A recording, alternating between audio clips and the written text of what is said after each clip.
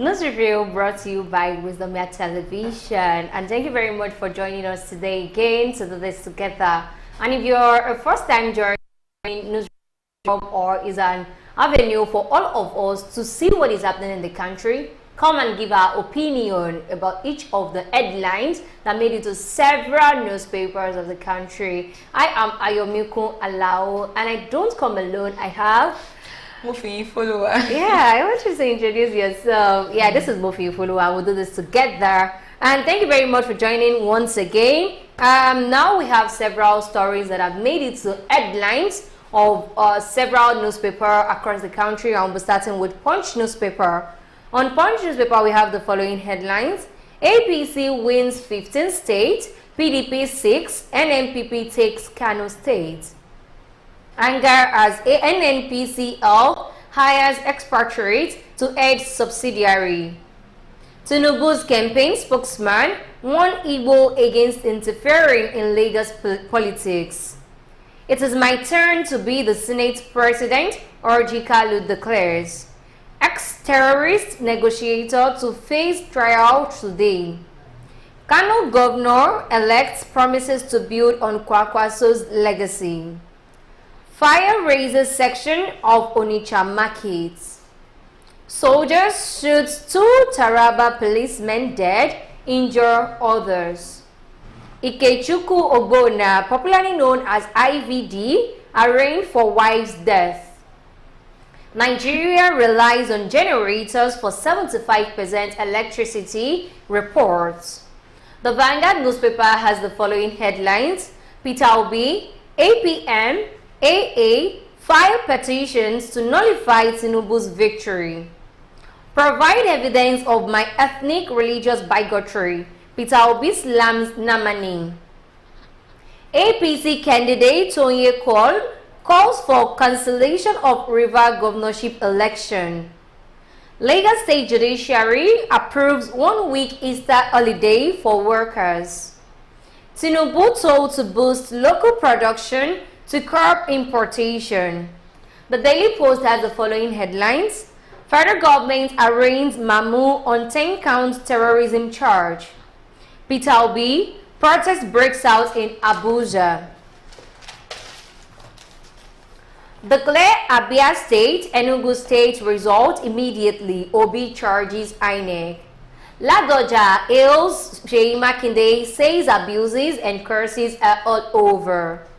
Plateau APC governorship candidate rejects PDP's victory.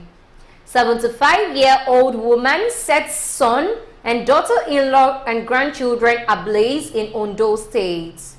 The Nation's newspaper has the following headlines. 9 governors who got re-elected across the country. Victory of PDP governors-elect, reaffirmation of proven integrity. Ondo kidnappers demand 10 million naira for abducted by teenagers. Soludo debunks 3.5 billion naira vote buying allegation. Ramadan, Sultan urges Muslims to look out for new moon tomorrow. 28 bags first class as Ondo Varsity holds maiden convocation. Thank you very much for staying tuned with us, and we'll move into the next segment of the show, which is the Hot Picks section. And this is where you have the opportunity to join the conversation by giving us your opinion in the comment section. And we'll be starting with this first story that says, Peter Obi, APM, AA file petition to nullify Tinubu's victory. The Labour Party and the Labour Party itself and its candidates, Mr. Peter Obi, have formally charged and lodged a petition to nullify the declaration of Bola Ahmed Tinubu of the All Progressives Congress, the winner of the presidential election that was held on February 25.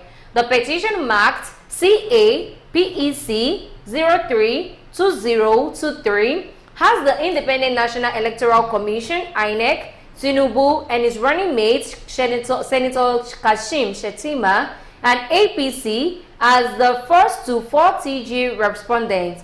The petitioners are praying for the tribunal to declare that Tinubu was not duly elected by a majority of the lawful vote cast at the election.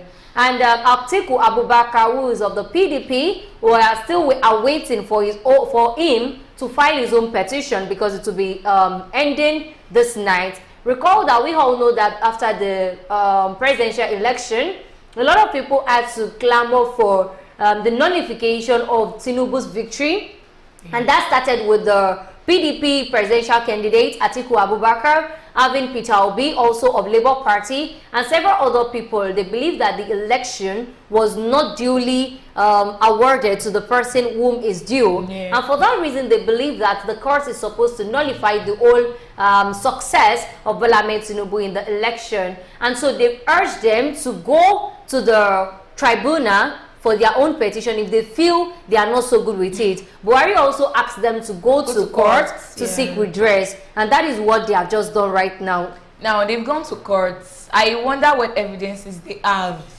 First of all, it was Peter Obi saying he wants to challenge the process, and not the outcome.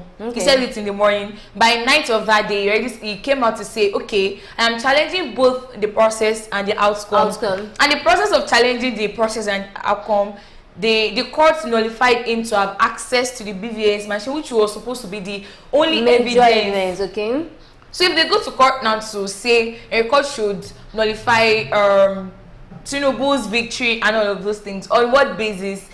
Okay, fine. INEC rigged the election. What's your evidence? There were some form of manipulation in the whole electoral process. Where is your evidence? I feel like at this point, I don't know if there's a particular evidence they're not showing us, or we the citizens, we don't know about. But the ones I feel I know or everybody knows has been destroyed. I mean, the evidence has been destroyed. So what other thing do they want to go and do in court? I get your point. I get where you're coming from, because the obvious evidence we all know about, it has been to some extent destroyed or tainted. Let me put it that way. It might actually not be destroyed, but it might have been manipulated. But they don't have access to the evidence. Yeah, they don't have access. Even if they later get the access, it has been manipulated because it has been used for the governorship election.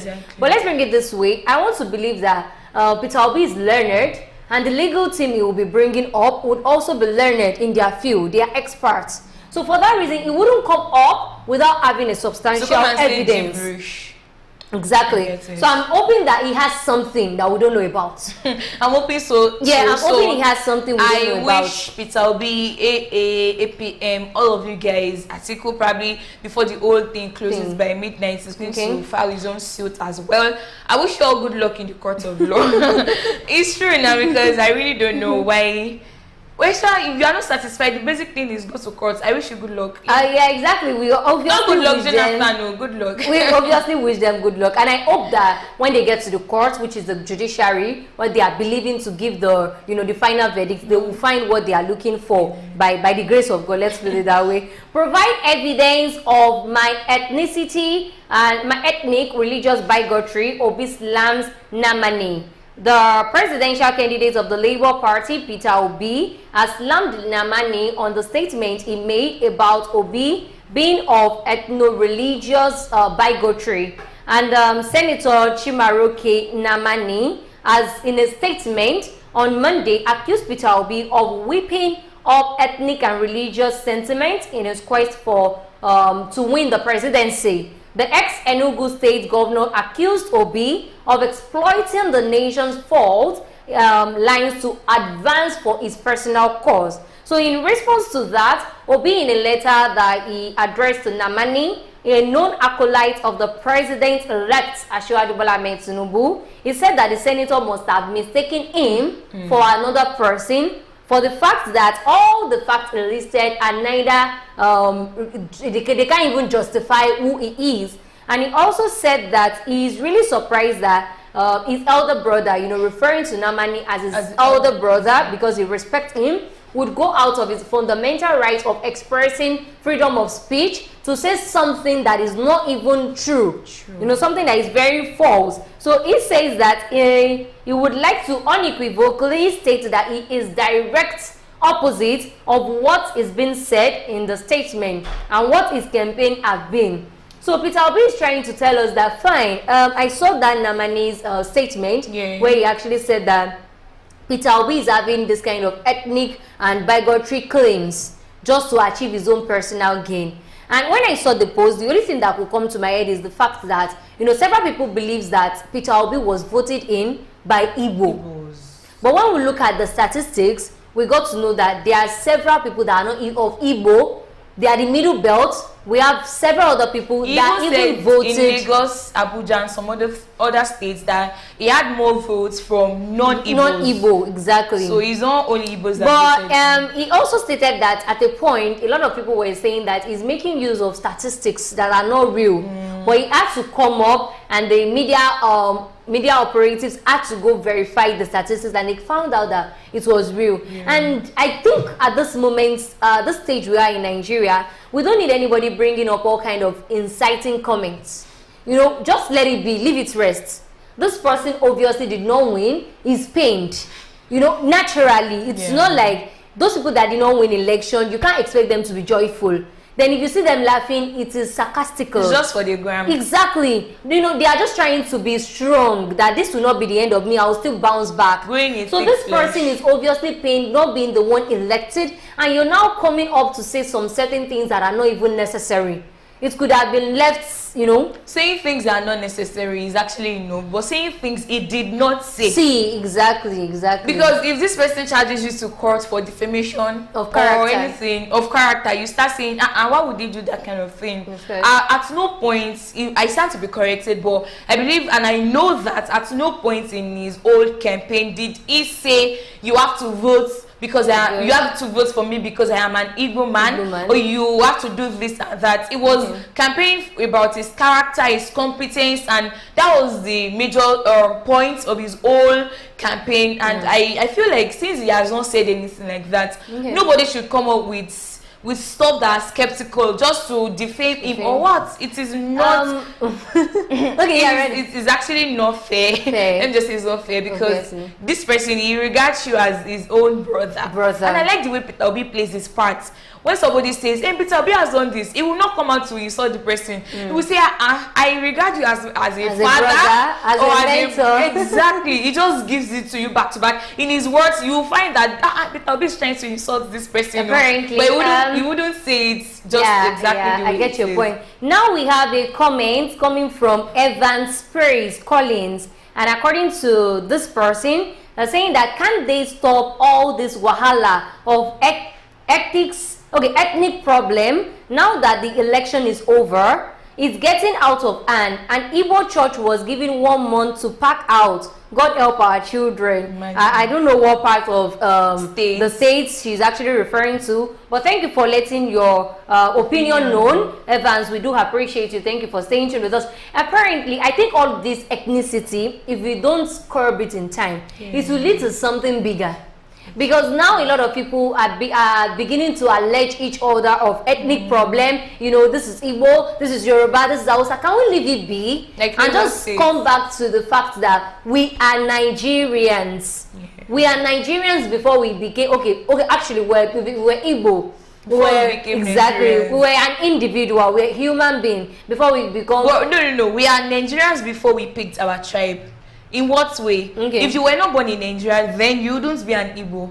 But if you were not born of Igbo parents, then you would not be an Igbo. Talk less of being in Nigeria. Exactly. So we just need to go back to the humans before we became our tribe or our country. So let us bring the humanity in us and forget all kinds of it is Igbo people. Let's leave it be. We've actually justified, and now the election is over.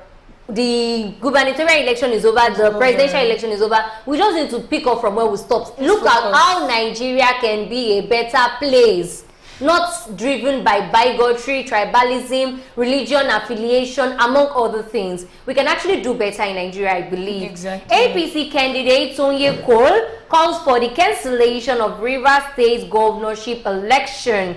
The candidate of the All Progressives Congress, APC Tonye Cole, has called for the cancellation of the March 18 Rivers State governorship election. Speaking at a press conference on Tuesday, he described the outcome of the governorship election as one that turned out to be a rape of democracy. The one I read about in secondary school was rape of luck. So now I'm hearing a new one, rape of democracy. Okay, it said the law-abiding citizens were subject to flogging, abuse, threats to the life of them choosing to vote APC. People were told not to vote for PDP and nothing else. Recall that the candidate of the People's Democratic Party has returned the winner of the 2023 governorship election in Rivers State. So Rivers State has announced the PDP, the person under the umbrella of PDP, to be the winner of the state. Tony Cole is now calling out that result is not justifiable for the reason that at the point of the election, we also saw it. Yeah. There were several reports from Rivers State of all kinds of voters inducement, voters manipulation, all kinds of it were recorded in Rivers State. So he's now calling out, and I feel it's not him calling out. He needs to just go to the tribunal. Seek redress. He cannot go alone. I feel like for the whole thing to have a lot of weight and a basic weight, he cannot go alone, or he shouldn't even go alone. You get my point? Okay. Because, judging with everything that happened in Rivers State, everyone was just focusing on Lagos State because Lagos State seems like the only state that is on everybody's head and on our faces. Yeah. But a lot of things actually went down during the election in Rivers State. A lot of things. Imagine they had to beat some people, they had to flog them. If they are not going to vote for PDP, some were even chased out. Imagine it was them so almost we were, talking about. But a lot of things went there invested. I feel like they should challenge the results. Fine, see.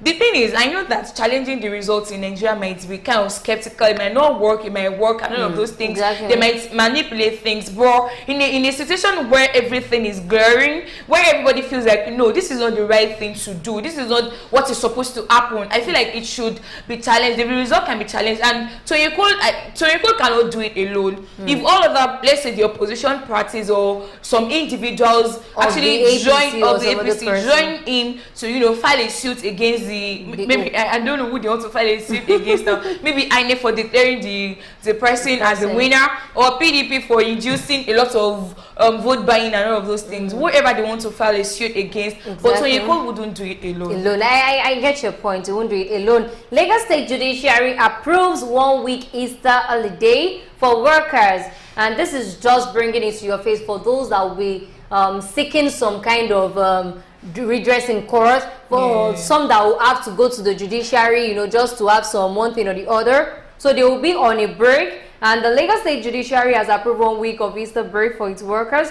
The Chief Judge of Lagos State, Justice Kazeem Alogba, in a statement on Tuesday, approved April 7 to April 14 as holiday for the judicial worker, just to celebrate the Easter. So in a statement signed, it says they are expected to resume work on April 17. And according to the statement, arrangements for dealing with urgent cases during the vacation that each judge will deal with all urgent application related to any substantive cause already assigned to him or her. So any urgent application, the substantive cause of which has not already been assigned, will be dealt with by the judge to whom the application is specifically assigned. So that is just for the public notice to know that the judiciary will be going on a break for the Easter. So this show is proudly sponsored by Nokpa Abbas. And before we continue on the show, let's go on a short commercial break, after which we'll be right back. Please stay tuned and drop your comments in the comment box. Let's do this together. Sweetheart.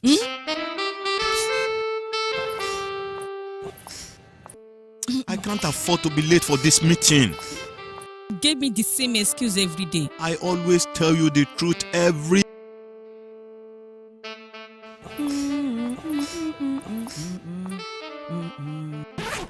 You know I will never disappoint you.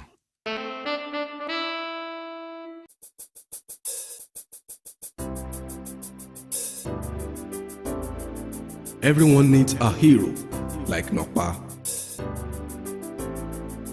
After Nokpa, it is always Nokpa. Nokpa for management of power.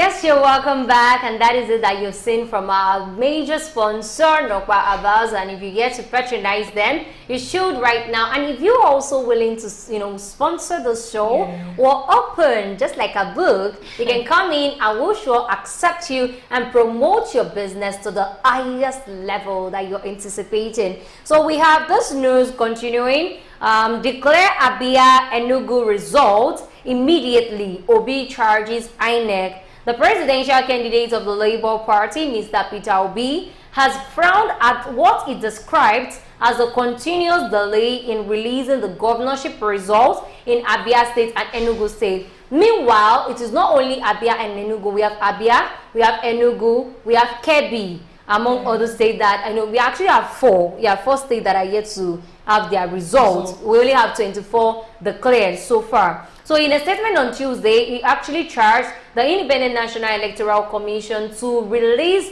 the results of this state immediately. He said that this delay is actually a very bad one to the citizens of the 2 states. He actually said he has appealed to the INEC privately, and he just had to come back to appeal publicly. He said he understands the fact that INEC is trying to review the collation of the results in the 2 states, but he would like to urge them to please round it off in time so that the people of the state would not be doubting the credibility, the justness, and the viability of INEC's result. And I feel I'm also buying into that opinion, because right now, if we should have Abia State and Enugu State, Kebbi, and the other states not having their results yet, then that is at the detriment of our own, of the INEC's credibility and transparency. Because if you look at it now, we have 36 states in the country, and we have 8 states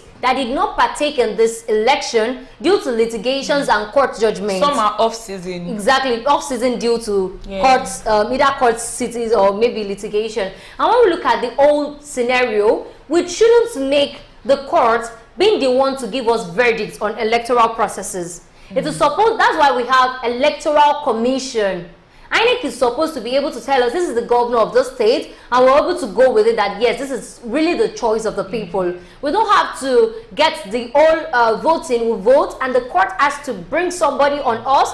That's more or less like an imposed kind of governance, and we don't want that. So INEC needs to just need to study the whole work, the whole collation, the whole process, and make sure that it's bringing it to our face the real owner of the seats, with all form of transparency. Actually, the reason they suspended the old collection was because of invasion of some political thugs. Exactly. And they actually attacked one of the INEC offices in one of those states. So they just had to suspend the old collection. But Yorubas will say, whatever is worth doing at all is worth doing well. And if things are not done the right time, then there's no point doing it again.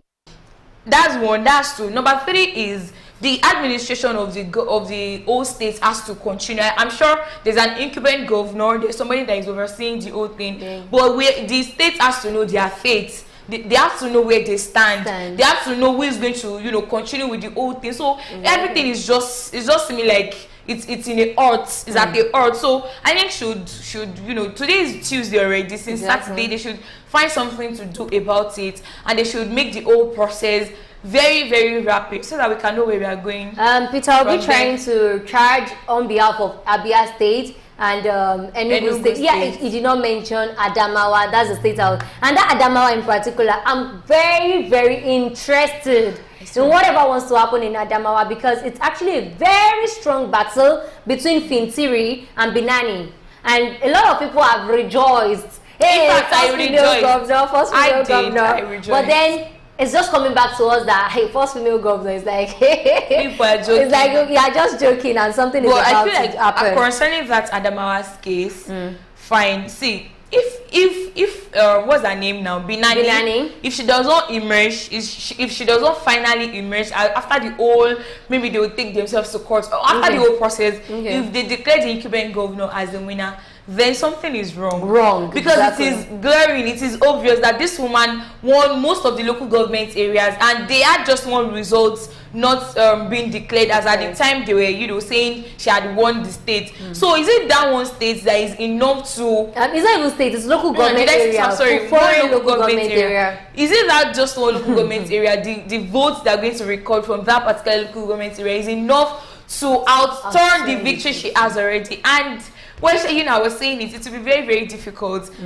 judging with the fact that the incumbent governor is looking forward to rerunning, and the incumbent governor is a man. He's a man. So, you know, a lady, they will say, this is a patriarchal world. Something like that. So it's just... So they will just do everything that needs to be done. But if they do it, I think this is... Nigerians will not rest. It's high time the men should not be, you know, they should not be sentimental. Exactly. Come out and support this person. Exactly. I was just joking, but it's needed though. Tinubu told to boost local production to curb importation. No. The financial experts have advised the president-elect Bola Ahmed Tinubu to adopt policies that will enhance the local productive capacity to check importation into the country. They gave advice in separate interviews with a news agency of Nigeria on Tuesday in Lagos State. Mr. Okechukwu Ugnegbu, former president of the Chartered Institute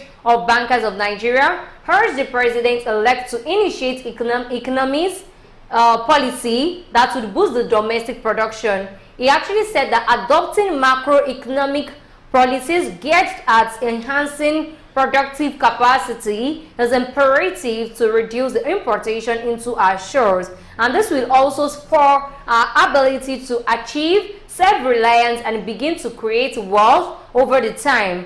He also urged the incoming appointed administration to appoint a competent management team that would implement the reforms of the nation's development and address structural challenges in the economy.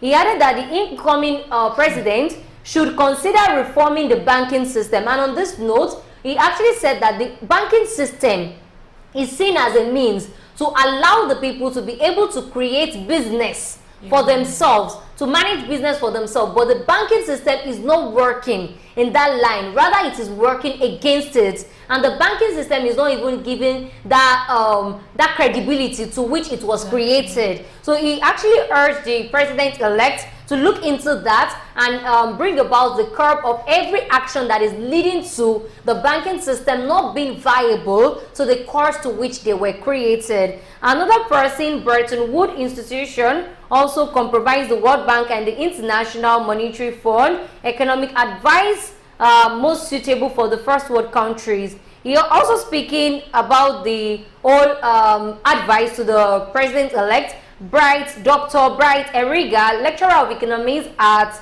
Pan-Atlantic University, called on Tinubu to adopt a unique style development such as Singaporean model, where the emphasis to choose leaders is based on meritocracy and not on selection or based on bigotry, religion, or ethnic affiliation. We expect the president-elect to have honest dealing with the people and be pragmatic with his policies. I would have loved to read every other one, but then the time is not on our side. So right now, I just feel all these people are coming out, having scrutinized every of the ills of the economy of the country, Nigeria, and calling out on the president-elect to look into all of these problems that we are facing in Nigeria and look out for how we can manage it if we can't solve it in its totality. Alleviation of poverty was also part of what they spoke about. You know, creating job opportunities. We try to be creating things within our own shore and avoid the bringing in the importation of everything we want to use. You know, I got to know that ordinary toothpick, we import toothpick in Nigeria. We import everything. And there's a news this morning that I saw that Nigeria depends on 75% of Nigerians depend solely on generator just to fuel their business in the country, because the power sector is nothing to write home about. So now we need to admonish the incoming government, because governor-elects are also part of the government. Every of the cabinet should just look into this, all of this, and see how they can stop all of this problem that we've identified, and even people out of the country have identified. And part of it is the meritocracy of the appointment of people in the cabinet. It is very necessary. That's where I'm going to pick it from. Okay. Now, after all being said, do this, do that. Of course, I'm sure Tinubu by now would have looked into all of those problems even before being told.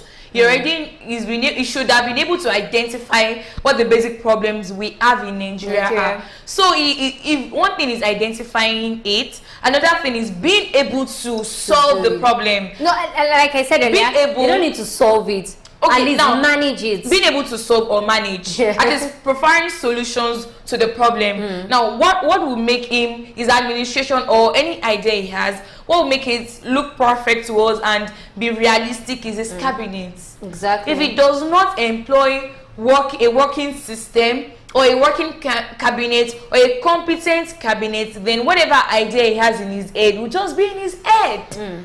So it is very, very necessary. Of course, he already, he was saying some time ago that he would choose competence over national unity. Exactly. And we're like, no, national unity is actually very important. Regardless, competence, if you look at, choosing competent people, of course, it would have a perfect administration. And even before now, he had already promised us that in terms of agriculture, Emma worry. I got you. There's somebody that has already told us that corn is very good. Exactly. And cassava. when you and I, when we actually looked into the health benefits of corn, it has a wide range of health benefits. In case you were unable to get it, you can go watch the lifestyle show. Benefits of corn. Of corn. Very, very amazing benefits, and you will love it. In fact, so I feel like he's been able to identify that we have problems in terms of agriculture. And see, if Yorubas will say tí ebi bá ti kúrò, like, okay, tí ebi bá ti kúrò nínú ìṣẹ́, àbùṣe ti bùṣe. I just hope I got that right. So when hunger is removed from the old problem, I feel like to a reasonable extent, if people can be able to afford the 3 square meal at least, every other thing will fall in place. Because before I even think of buying clothes for myself, I will think of eating first. So if he looks into the aspects of agriculture and is able to at least manage it to a reasonable extent such that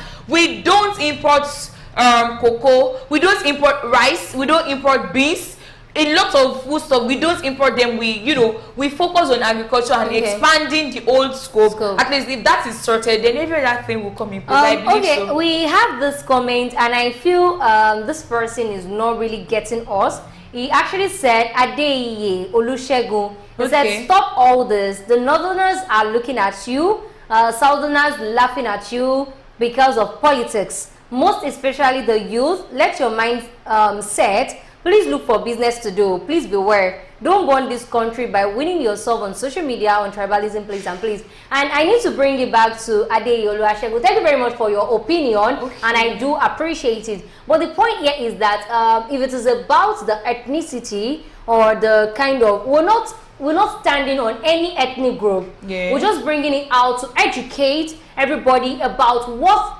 the news has said and give our own opinion. So I don't support any ethnic, I don't support any tribe, any form of tribalism. We don't support any. We're just bringing it to you, want to hear your opinion, you tell it to us how you feel. Because just the way this person, Evans Praise Collins, said earlier, that they should stop all kind of ethnicity kind of fights. We need to wake up from it and know that this is Nigeria as one. Nigeria, we are one before, and there's nothing like tribalism or ethnic bigotry kind of. Exactly. So thank you very much for your opinion. We do appreciate it. Exactly. You can continue. So I feel like Tinubu already knows what to do, and I just hope that he's going to do it, and he has a working system, a perfectly working system that will help him actualize his dreams and goals. Federal government arraigns Tukurumamu for terrorism. Tukurumamu, former terrorist negotiator, on Tuesday pleaded not guilty to 10 counts charge bordering on terrorism financing, among others, preferred against him by the court and by the federal government. Mamu, who was arraigned by the Office of the Attorney General of the Federation before Justice Inyang Ekwo of a Federal High Court, Abuja, denied having all allegiance to the terrorists. According to reports, Justice Inkeonye Maha of the sister court on September 13, 2022, gave the Department of State Services (DSS) the go-ahead to detain the former terrorist negotiator for 60 days to enable it conduct its investigation on him. And according to the charge, he was actually accused of receiving ransom on behalf of the Boko Haram terrorists. So he got the ransom for them, a ransom of about 120,000 naira, sorry, $120,000 on behalf of Boko Haram terrorist group from families of hostages of the Abuja Kaduna train attack. Yeah. And also in the same vein, he also collected the sum of 500,000 naira on behalf of the Boko Haram terrorist group from families of hostages of another Abuja Kaduna train attack. He was also accused of dealing with terrorist funds in the sum of $300,000, which were found in his possession. And after all of those charges, he's still pleading not guilty. But the case has been adjourned, and though he's to be arraigned today, so we are yet to get the verdicts on the case as of the time of filing this report. Nobody pleads guilty, courts. I think that's just like the trend. That's like the trend. So for the fact that we don't know the verdict, let's just skip on that. Wait. Before you go on, okay, it's been arranged, yeah. Yeah. I'm not a supporter of terrorism. All of these people are supposed to be brought to book. Okay. That means we still have many more people that should be brought to book. Apparently. Because everybody knows that it is not Mamu.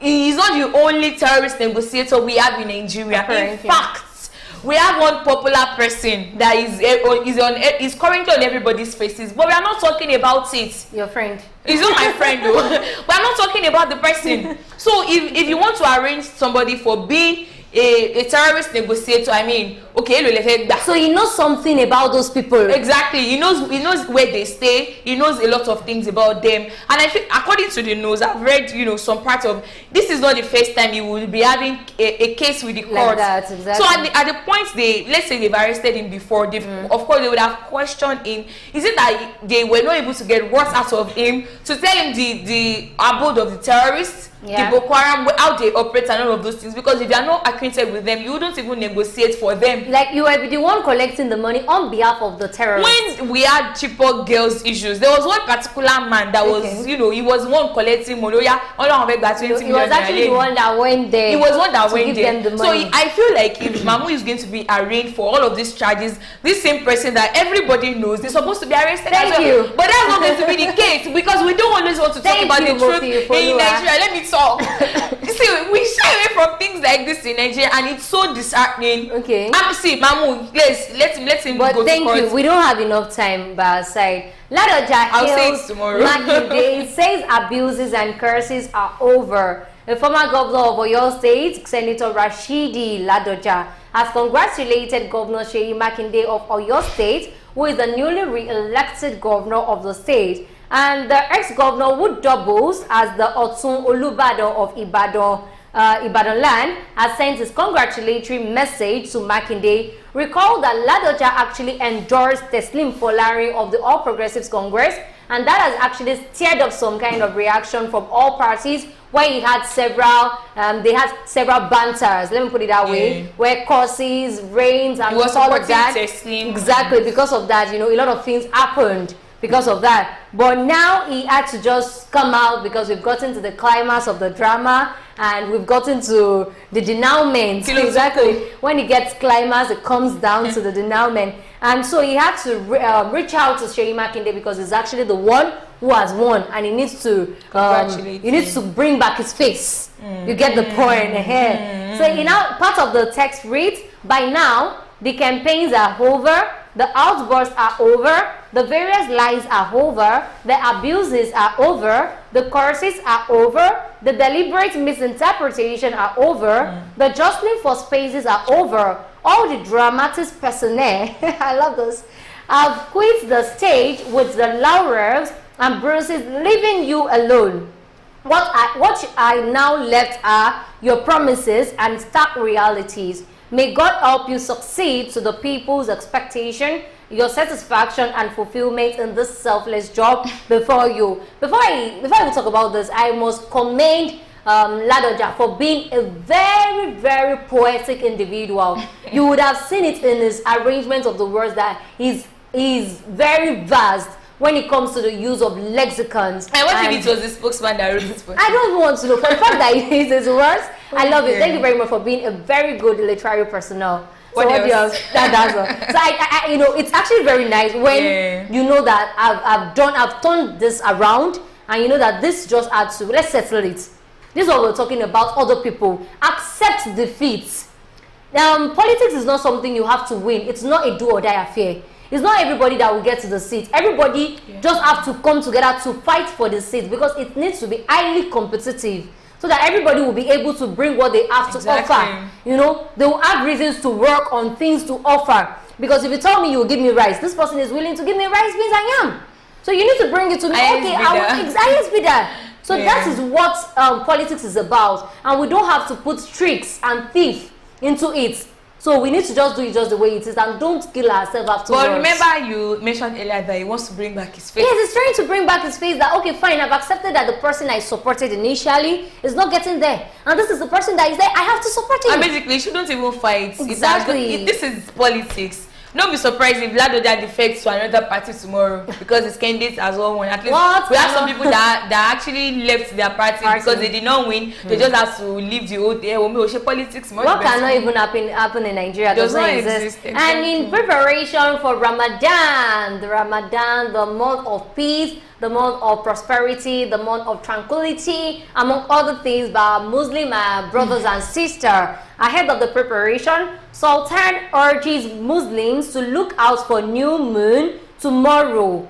Tomorrow is February 22nd. As Muslims prepare for the Ramadan, the Sultan of Sokoto and President of Nigerian Supreme Council for Islamic Affairs, Alhaji Sahad Abubakar III, has directed Muslim faithful to look out for the new moon of Shahaban 1444 AH, which is equivalent to March 22, which signals the beginning of Ramadan. So if we can get the full moon tomorrow, then the likelihood of starting Ramadan, you know, is very exactly. So he also said the activities during Ramadan is tasfir, which is known as the explanation and exegesis of the Holy Quran, and which is meant to enlighten Muslims on the treasures of the Quranic message. He also said that the Muslims, brothers and sisters, consequent upon the advice of the National Moon Sighting Committee, the President General enjoins the Nigerian Muslim Ummah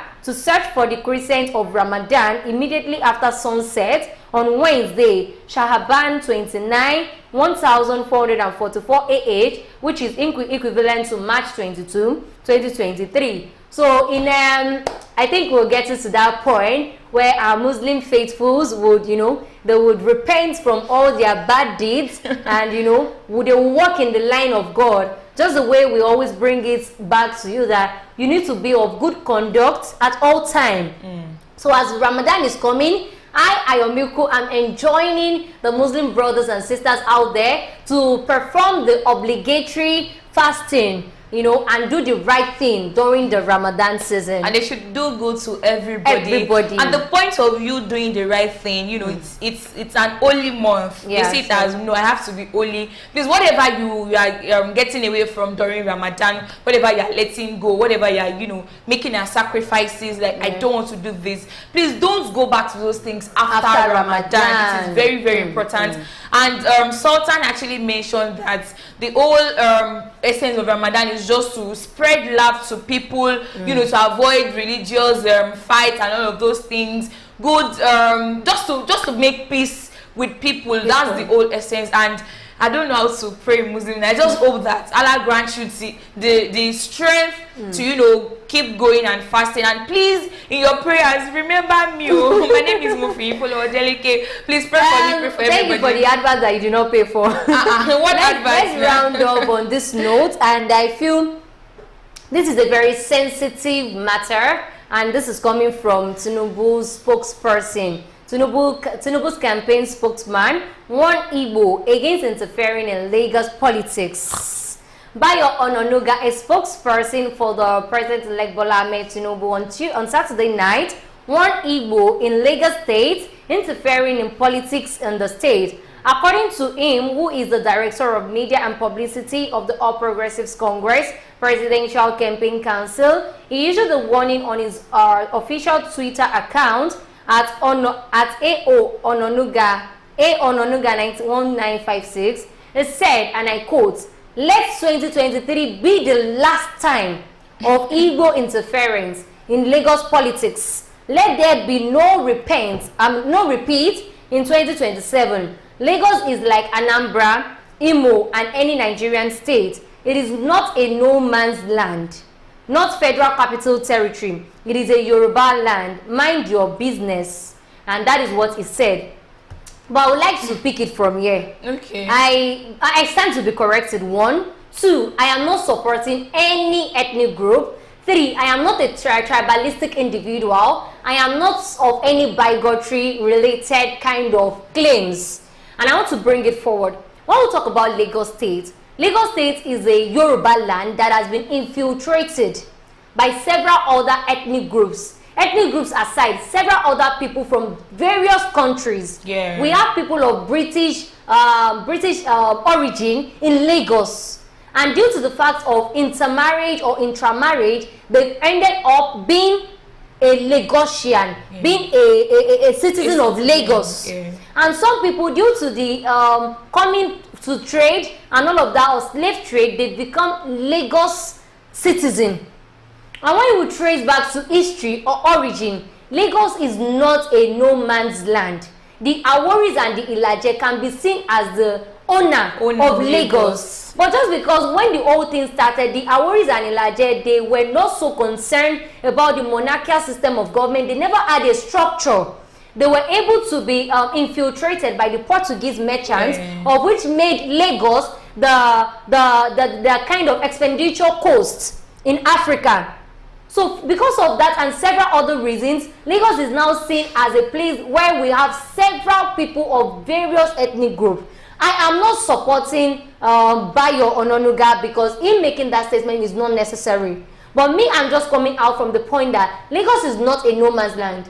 It is a land of the Yoruba. It is a state where we have, for the fact that it is Yoruba land, we have speakers, House of Representatives, that are not even of Yoruba indigene, and they are ruling in Lagos. We love it that way. That's to show that Lagos can accept everybody. Both thick, both long, everybody Lagos can accept. But Bayo Onanuga stating this is something that is that my point. Bayo Onanuga stating this right now is just trying to, you know that there's already a fire and you're not adding petrol to it. We have a lot of problem in Nigeria. I stated it in several news review comments that Nigeria is one.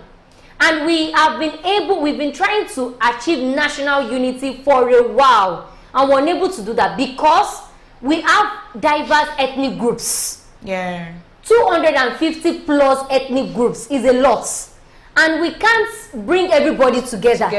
The fact that we even have it that major ethnic group, Igbo, Yoruba, and Hausa, is a problem on its own.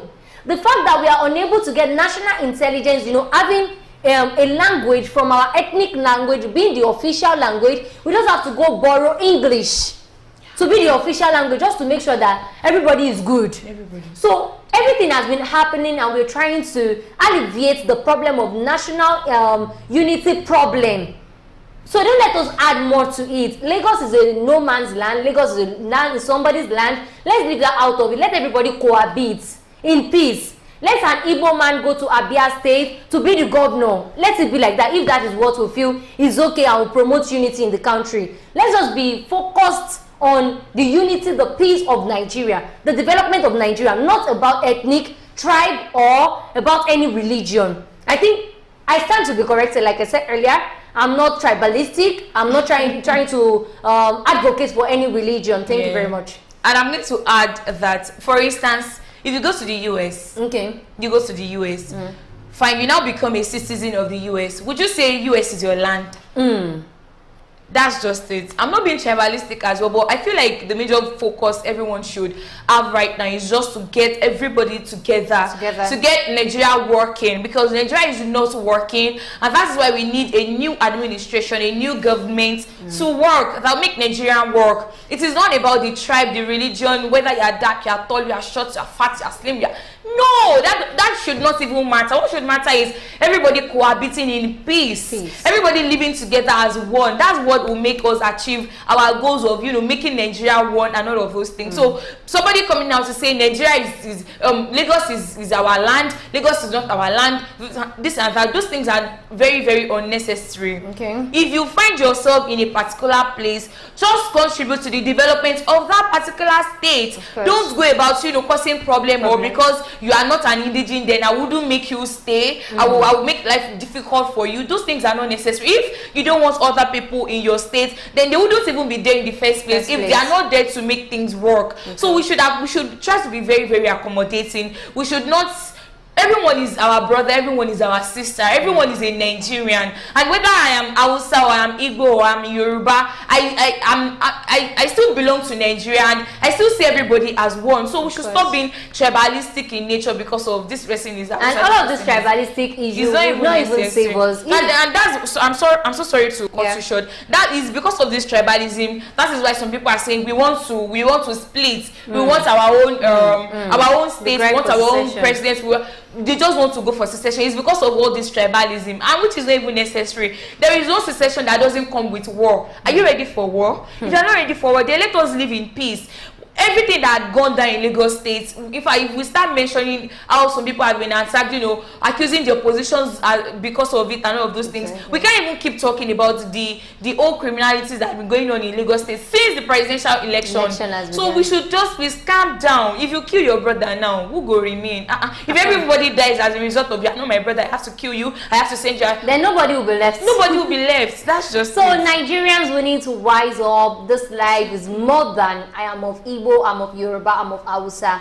We are Nigerian, we are one Nigeria, and Nigeria can only work by us being one. The unity of everybody is what will make Nigeria work. And once Nigeria work, why do you need to japa? Obviously no reason. Exactly. Thank you very much for being a part of the show today. I remain Ayomiko Alao, and a beautiful shout out to everybody that has joined us today and everybody that has contributed in the comment section. Evans Praise Collins, I say a very big thank you to you. I appreciate your comment. Adeye Olusegun, I say a very big thank you to you. You actually gave it to us the way you felt it in your mind, and I do love that. Thank you very much. And every other person that I am unable to mention their name, thank you very much for always making us, you know, because of you we're here, and because of you we are here every time and every day. And until tomorrow that we'll be doing this together, please stay blessed and be happy.